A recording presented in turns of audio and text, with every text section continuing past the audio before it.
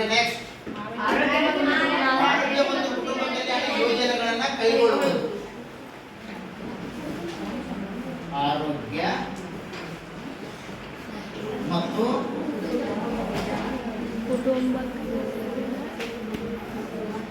ಕುಟುಂಬ ಕಲ್ಯಾಣ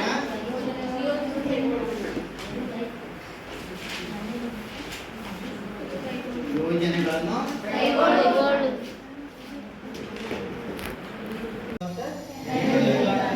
ಸಂಯೋಗ ಹೋಗ್ತಕ್ಕಂಥ ಕ್ರಿಯೆಗೆ ನಿಷೇಚನ ಕ್ರಿಯೆ ಅಂತ ಹೇಳಿ ಕರೀತೀವಿ.